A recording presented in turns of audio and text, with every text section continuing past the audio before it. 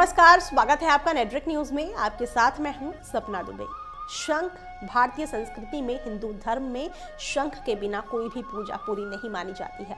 जब तक शंख की आवाज कानों में ना पड़े तब तक पूजा पूरी नहीं मानी जाती है। जगत के पालनकर्ता श्री हरि विष्णु को शंख अत्यंत ही प्रिय है, यहाँ तक कि वो अपने हाथों में 5 जने शंख को धारण किए हुए हैं। लेकिन क्या आप जानते हैं कि विष्णु जी के परम मित्र महादेव की पूजा में शंख का इस्तेमाल पूरी तरह से वर्जित है, फिर भी शंख को सबसे पूजनीय और पवित्र क्यों माना जाता है? आज हम इसी बारे में जानेंगे, लेकिन उससे पहले आप चैनल को सब्सक्राइब जरूर कर लें, साथ ही बेल आइकन को जरूर दबाएं जिससे हर अपडेट आप तक पहुंच पाए। अब आपको बताते हैं सबसे पहले कि कैसे हुई थी शंख की उत्पत्ति। शंख की उत्पत्ति के पीछे 2 कहानियां प्रचलित हैं। पहली कहानी शिव पुराण से ली गई है। कृष्ण भक्त सुदामा की। गोलोक धाम में राधा कृष्ण रहा करते थे। एक बार राधा रानी बाहर किसी काम से गई होती हैं। इसी बीच कृष्ण जी अपनी सखी विरजा के साथ विहार कर रहे होते हैं, लेकिन राधा रानी से ये सब देखा नहीं जाता और वो विरजा को काफी खरी खोटी सुना देती हैं, जिससे दुखी होकर वो जल की धारा बनकर बह जाती हैं। उस वक्त सुदामा भी वहीं मौजूद होते हैं। वो राधा के व्यवहार के लिए उन्हें सुनाते हैं, जिससे राधा गुस्से में सुदामा को दानव योनि में जन्म लेने का श्राप दे देती है। अगले जन्म में सुदामा शंखचूड़ नामक दैत्य के रूप में जन्म लेता है, लेकिन वो भगवान विष्णु का परम भक्त होता है। शंखचूड़ लगातार अपने वर्चस्व को कायम करने के लिए लगातार पृथ्वी पर आक्रमण करता है।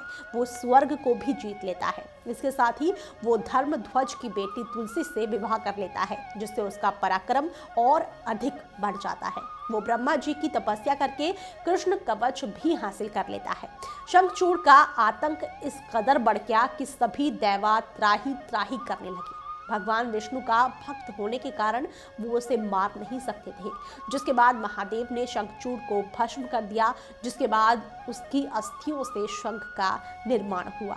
दूसरी कहानी में भगवान पुराण के अनुसार जिस समय श्री कृष्ण महर्षि संदीपन से दीक्षा लेने के लिए उनके आश्रम गए थे, तो गुरु दक्षिणा स्वरूप उन्होंने कृष्ण जी से समुद्र में डूबे अपने पुत्र को पुनः लाने के लिए कहा।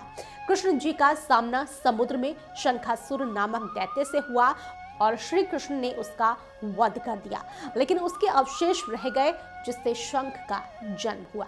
भगवान विष्णु का 5 जने शंख वही है। क्यों शंख के बिना विष्णु पूजा है अधूरी?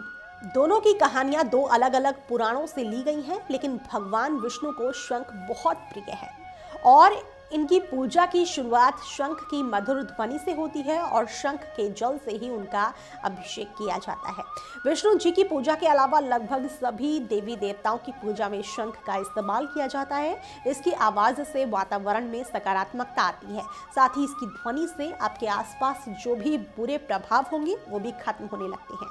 शंख की उत्पत्ति समुद्र से हुई है और माँ लक्ष्मी भी समुद्र देव की पुत्री है, इसलिए शंख को माँ लक्ष्मी का भी प्रिय माना जाता है। क्यों वर्जित है शिव की पूजा में शंख बजाना? 33 करोड़ देवी देवताओं में केवल शिव जी ही ऐसे देव हैं जिनकी पूजा के दौरान शंख का इस्तेमाल करना वर्जित माना जाता है। कहा जाता है कि शंखचूड़ का वध भगवान शिव के हाथों हुआ था और इसी कारण शिव पूजा में शंख का इस्तेमाल नहीं किया जाता है। अगर आप ऐसा करते हैं तो आपकी पूजा को अपूर्ण मान लिया जाएगा, तो आइंदा ध्यान रखें कि जब भी शिव पूजा करें तो शंख का इस्तेमाल हरगिज ना करें। शंखों के प्रकार। शंख मुख्यतः 3 प्रकार के होते हैं: दक्षिणावृत्ति शंख, मध्यावृत्ति शंख, गणेश शंख और वामावृत्ति शंख। इन शंखों के कई उप प्रकार वाले शंख होते हैं। दक्षिणावृत्ति शंख और वामावृत्ति शंख को मुख्यतः पूजन के लिए लाया जाता है। दक्षिणावृत्ति शंख बजाने से घर में सुख समृद्धि आती है और वामावृत्ति शंख बजाने से सभी तरह के रोगों का नाश होता है। शंख सदैव ही पूजन के लिए सबसे उपयुक्त माने जाते हैं। इन्हें हमेशा अपनी पूजा के स्थान पर रखें और ध्यान रखें कि इस्तेमाल से पहले इसे धोना बिल्कुल भी ना भूलें। फिलहाल के लिए इतना ही। बाकी ऐसी और वीडियोस के लिए आप चैनल को सब्सक्राइब करना ना भूलें। आप देख रहे हैं नेटवर्क न्यूज, साहस सच कहने का।